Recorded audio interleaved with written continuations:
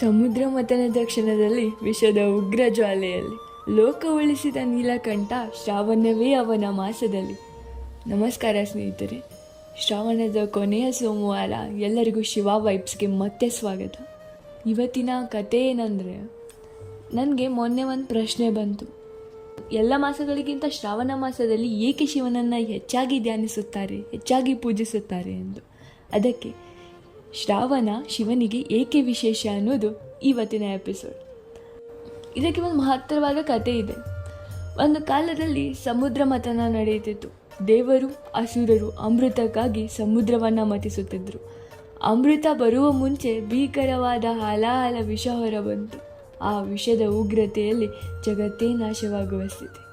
ದೇವತೆಗಳು ಬ್ರಹ್ಮನ ಬಳಿಗೆ ಹೋದರು, ಪರಿಹಾರ ಇರಲಿಲ್ಲ. ವಿಷ್ಣುವಿನ ಬಳಿಗೆ ಹೋದರು. ಆತನು ಹೇಳಿದನು, ಈ ಭೀಕರ ವಿಷಯವನ್ನು ತಡೆಯಬಲ್ಲವನು ಒಬ್ಬನೇ ಒಬ್ಬ, ದೇವರೇ ದೇವ ಮಹಾದೇವ ಅಂತ. ಆಗ ಲೋಕ ಉಳಿಸಲು ಬಂದ ಶಿವನು ಯಾವುದೇ ಸಂದೇಹವಿಲ್ಲದೆ ಅವನು ಆ ವಿಷಯವನ್ನು ತನ್ನ ಕಂಠದಲ್ಲಿಟ್ಟುಕೊಂಡನು.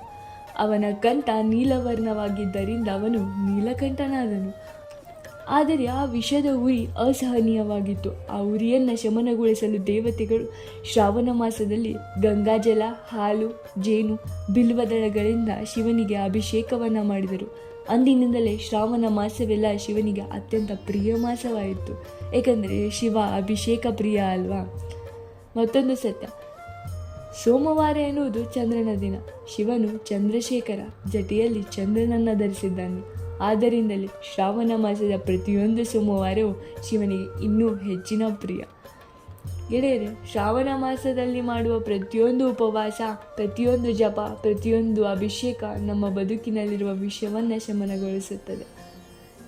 ಶ್ರಾವಣವು ಕೇವಲ ಮಾಸವಲ್ಲ, ಅದು ಶಿವನ ಭಕ್ತಿಯ ಪಥವೂ ಅಲ್ಲ. ಪ್ರತಿ ಜಪ, ಪ್ರತಿ ಅಭಿಷೇಕ ಬದುಕಿನ ವಿಷಯವನ್ನೇ ಶಮನ ಮಾಡುವ ಆಶ್ರಯವಾಗಿದೆ.